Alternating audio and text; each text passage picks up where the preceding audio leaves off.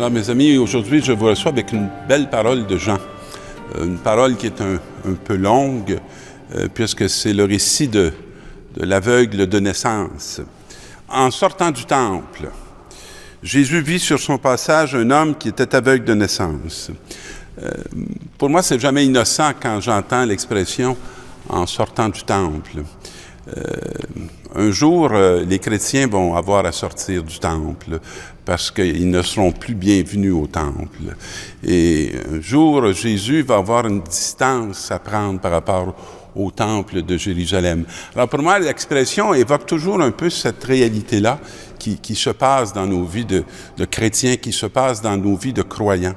Des distances qu'on a à prendre, je dirais, d'un berceau, d'une réalité qui est très affective et qui nous demande un certain affranchissement pour entrer dans toute la profondeur de l'appel unique que Dieu nous fait dans notre réalité d'être, d'homme, de femme. Et il voit sur son passage un aveugle de naissance. C'est une autre expression qui peut évoquer beaucoup de dimensions, je dirais. L'aveugle de naissance, c'est celui qui n'a jamais vu finalement. Ça veut dire et c'est évident que quand Jean va nous servir cette expression, il est déjà sur un autre registre que juste celui de la cécité physique. Il est sur celui qui, spirituellement, ne voit pas son Dieu ou n'a jamais reconnu son Dieu.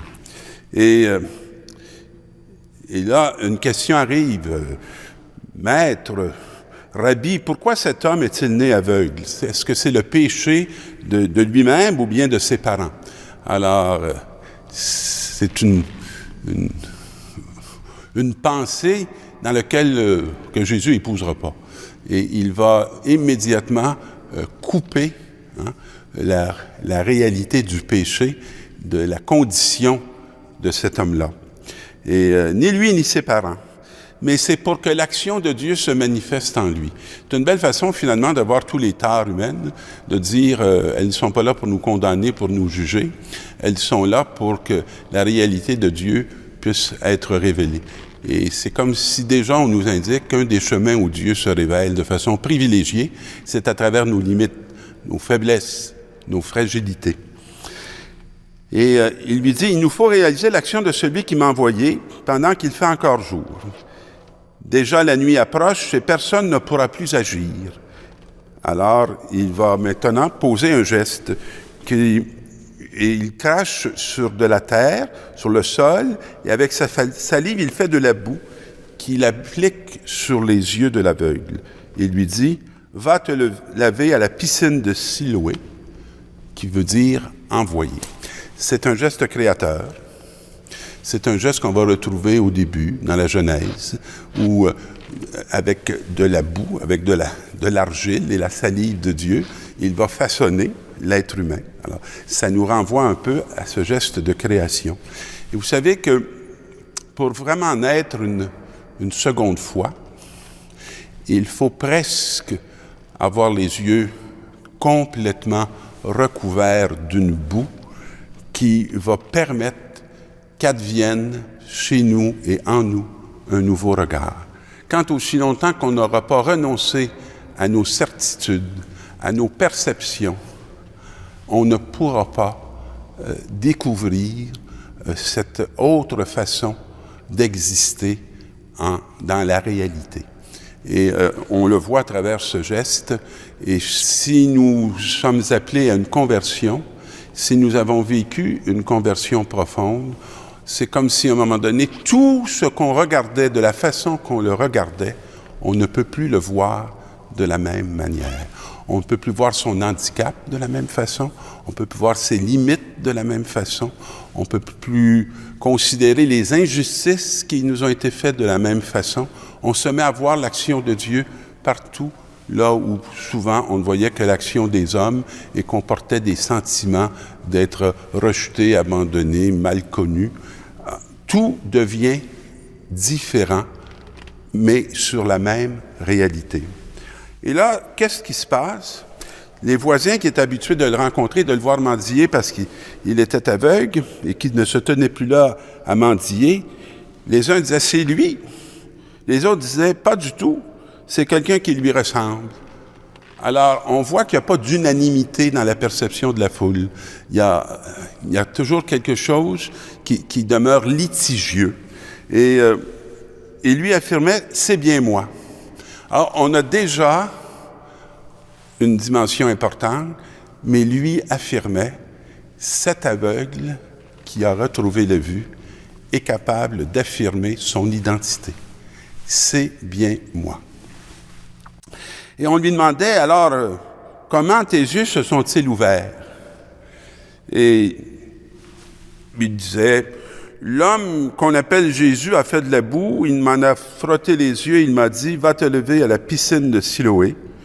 J'y suis allé et j'ai vu. Et lui, où est-il? Il répondit, je ne sais pas. Alors, ce qui est intéressant là-dedans, c'est comme les étapes de conversion. Il y a un signe qui est reçu dans sa chair, mais il n'est pas capable, lui, l'envoyer, parce que, intéressant le nom de la piscine, hein, il devient un envoyé. Alors, lorsque on n'est plus juste quelqu'un qui est là par hasard, mais qu'on est un envoyé de Dieu, on commence à entrer dans la vocation qui est la nôtre. Vocation qui appartient à tous les humains, parce que tous les humains aimés du Père sont tous des envoyés pour être témoins de son amour. Alors, je ne sais pas, il ne peut pas discourir sur Jésus. Il n'est qu'au seuil de son expérience, de sa conversion. Alors, et là, on voit toute la société qui va se mettre à s'inquiéter parce que on amène aux pharisiens cet homme qui avait été aveugle et c'était un jour de sabbat que Jésus avait fait de la boue, il lui avait ouvert les yeux et les pharisiens vont demander « Comment se fait-il que tu vois ?» Et il va leur répondre.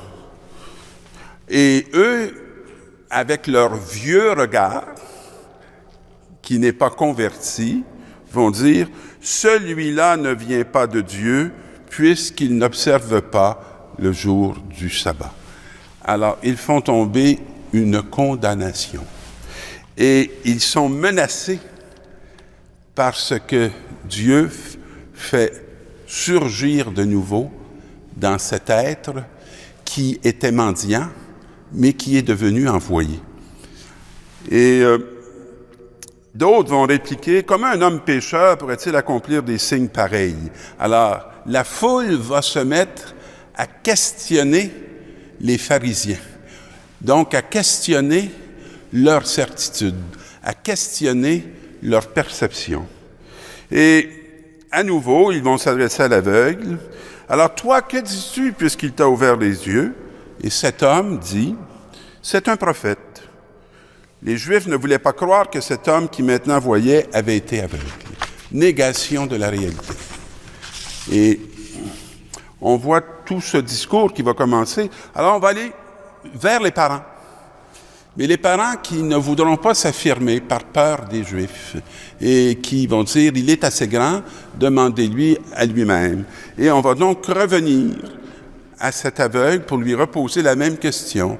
Et il va aller un peu plus loin dans son affirmation. Il va dire, je vous l'ai dit tantôt, voulez-vous devenir vous-même ses disciples? Alors, il les interpelle dans leur réalité pour qu'ils puissent sortir de leur fermeture, sortir de leur rigidité, sortir de ce qui les empêche d'être vraiment le reflet de ce Dieu qu'ils professent, parce qu'ils professent ce Dieu. Et pour la seconde fois, on dit que les pharisiens vont inviter cet homme pour qu'il rende gloire à Dieu. Nous savons que c'est un homme pécheur. Nous savons. Il y a tellement de certitudes, il y a tellement de choses qu'on pense savoir, alors qu'en vérité, on est complètement coupé du réel. Et ils se mirent donc à injurier cet homme-là. Ils se mettent je dirais, en colère, ils se mettent à la révolte. Et lui, va continuer de s'affirmer. Et le texte va se terminer sur ceci. On nous dit que Jésus va poser une question à cet homme. Tu le vois, et c'est lui qui te parle, parce qu'il avait demandé à Jésus, « Qui es-tu? Es-tu le Seigneur? Pour que je croie en lui. » Et Jésus affirme, il se révèle. Tu le vois, c'est lui qui te parle. Est-ce que Jésus vous parle? Est-ce que vous le voyez? Est-ce que vous êtes dans cette profonde expérience de conversion qui va vous faire passer d'un aveuglement à une réalité dynamique d'envoyé et de témoin de celui qui parle à cette humanité pour faire advenir la vie nouvelle. Alors, mes amis, je vous invite à continuer à scruter ce texte parce que le temps de l'homélie, c'est bien peu pour en saisir toutes les grandeurs et toutes les profondeurs. Bonne scrutation.